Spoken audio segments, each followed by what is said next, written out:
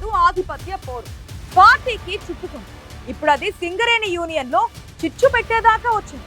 తెలంగాణ బొగ్గుగని కార్మిక సంఘం గౌరవ అధ్యక్షురాలిగా కార్మికులకు దగ్గరైన చెల్లెమ్మకు అన్న చెక్ పెడుతున్నారు. యూనియన్ అండతో బొగ్గు గనుల్లో రాజకీయాన్ని రక్తి కట్టించాలనుకున్న చెల్లెమ్మ ఆశలపై నీళ్లు చల్లుతున్నారు. అన్నా చెల్లెళ్ల ఫైట్ సింగరేణి సంఘంలో పెను మార్పులు తెచ్చేలా ఉందా? బీఆర్ఎస్ కి అనుబంధంగా ఉన్న టీబీజీకేఎస్ నాయకులు అన్నవైపా చెల్లెవైపా?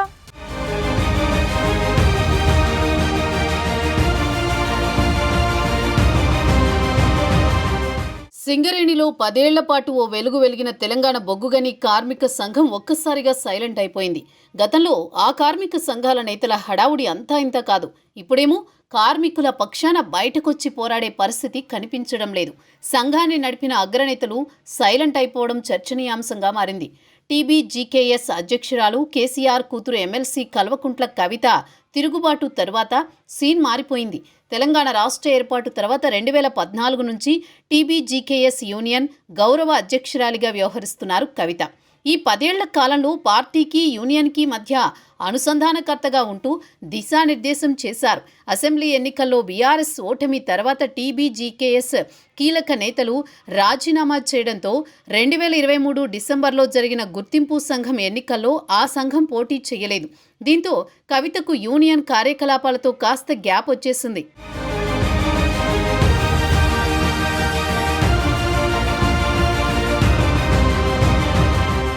అధికారం కోల్పోయిన ఏడాదిలోపే బీఆర్ఎస్లో జరిగిన పరిణామాల నేపథ్యంలో కవిత తన సొంత సైన్యాన్ని పెంచుకోవడంపై ఫోకస్ పెట్టారు. తెలంగాణ జాగృతికి అనుబంధంగా సింగరేణి జాగృతి పేరుతో కమిటీలు వేసి కోల్ బెల్ట్ ఏరియాలో కార్యకలాపాలకు పిలుపునిచ్చారు. అయితే కవిత ప్లాన్కి మొదట్లోనే చెక్ పెట్టడానికి కేటీఆర్ భారీ స్కెచ్ వేశారనే ఆరోపణలు వినిపిస్తున్నాయి. తెలంగాణ బొగ్గుగని కార్మిక సంఘానికి మాజీ మంత్రి కొప్పుల ఈశ్వర్ని ఇన్ఛార్జిగా నియమించారు. తెలంగాణ భవన్లో బీఆర్ఎస్ వర్కింగ్ ప్రెసిడెంట్ కేటీఆర్ సమక్షంలో జరిగిన టీబీజీకేఎస్ సమావేశంలో ఈ నిర్ణయం తీసుకున్నారు.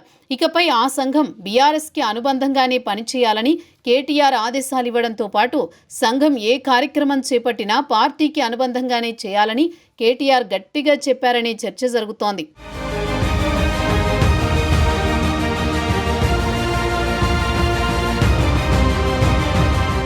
బీఆర్ఎస్ వర్కింగ్ ప్రెసిడెంట్ జోక్యంతో టీబీజీకేఎస్ గౌరవ అధ్యక్షురాలిగా ఉన్న తెలంగాణ జాగృతి అధ్యక్షురాలు సంఘ బాధ్యతల నుంచి తప్పించినట్లే భావిస్తున్నారు. సింగరేణి ప్రాంత ఎమ్మెల్యేలు, ఇన్ఛార్జీలు, మాజీ మంత్రులతో సమన్వయం చేసుకోవాలని కేటీఆర్ ఆదేశించినట్లు టీబీజీకేఎస్ వర్గాలు చెబుతున్నాయి. కేంద్రం అవలంబిస్తున్న విధానాలపై సేవ్ సింగరేణి పేరుతో కార్యక్రమాలను నిర్వహించాలని సమావేశంలో నిర్ణయించినట్టు తెలుస్తోంది. కొప్పులను ఇన్ఛార్జిగా నియమించడంతో కవితకు కేటీఆర్ రాజకీయంగా చెక్ పెట్టినట్టేనని రాజకీయ విశ్లేషకులు అంటున్నారు. ప్రస్తుతం కేటీఆర్, కవిత మధ్య రాజకీయ వైరుధ్యాలతో ఇప్పటికే అంతంత మాత్రంగా ఉన్న టీబీజీకేఎస్ పరిస్థితి మరింత దిగజారుతుందని యూనియన్ నేతలు ఆవేదన వ్యక్తం చేస్తున్నారు. నేతలు 2 వర్గాలుగా మారడంతో తాము ఎవరి వైపు ఉండాలో తెలియక సతమతమవుతున్నారు.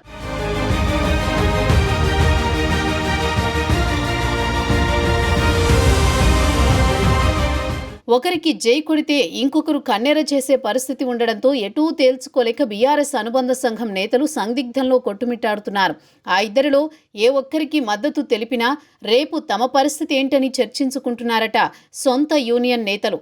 రాజకీయాలు పక్కన పెట్టి భవిష్యత్తులో అన్నా చెల్లెళ్లు ఒకటైతే తమ పరిస్థితి ఎలా ఉంటుందో తెలియక ఇప్పుడు ఎవరి వైపు ఉండాలో తేల్చుకోలేకపోతున్నారట టీబీజీకేఎస్ సంఘం నేతలు. కొన్నాళ్ల క్రితం కవిత మంచిర్యాల జిల్లాతో పాటు సింగరేణి ప్రాంతంలో పర్యటించారు.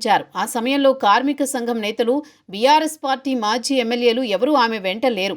గతంలో మంచిర్యాలలో కవిత పర్యటన అంటే వారంతా ముందు వరుసలో ఉండేవారు. కానీ మొన్నటి పర్యటనలో కేవలం జాగృతి నేతలు, కార్యకర్తలు తప్ప మిగిలిన వారెక్కడా కనిపించలేదు. కొంతమంది యూనియన్ సంఘ నేతలు భయంగానే వెళ్లి కవితని రహస్యంగా కలిశారనే చర్చ కూడా కొనసాగుతోంది.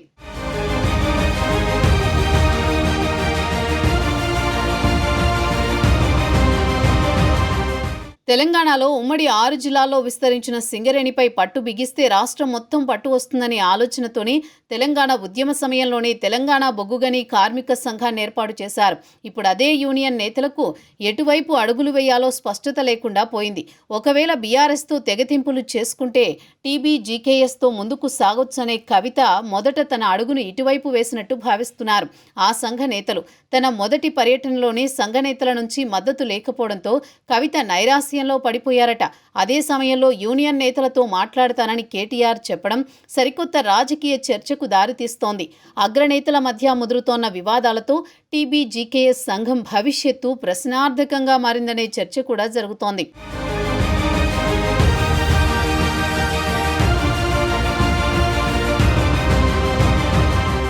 గత సింగరేణి గుర్తింపు సంఘం ఎన్నికల్లో ఒకసారి యూనియన్ పోటీ చేయదని మరోసారి పోటీ చేస్తుందని చెప్పి నాయకత్వం గందరగోళంలో పడేసింది. టీబీజీకేఎస్ యూనియన్ ఎన్నికలకు దూరంగా ఉండడంతో సింగరేణిలో బాణం విరిగిపోయిందని ఎద్దేవా చేస్తోన్న ప్రతిపక్ష కార్మిక సంఘాల మాటలు ప్రస్తుతం జరుగుతున్న రాజకీయ విభేదాలతో వాస్తవ రూపం దాల్చినట్టయింది. అన్నా చెల్లెళ్ల ఆధిపత్య పోరుతో యూనియన్ కకావికలమయ్యే పరిస్థితులు నెలకొన్నాయి. కవిత కేటీఆర్ మధ్య ముదురుతున్న విభేదాలకు చెక్ పెట్టాలంటే కేసీఆర్ మౌనం వీడాలని యూనియన్ నేతలు కోరుతున్నారు. కేసీఆర్ సైలెంట్గా ఉంటే సింగరేణిలో టీబీజీకేఎస్ కనుమరుగయ్యే పరిస్థితులున్నాయని సొంత యూనియన్ నేతలు అంటున్నారు.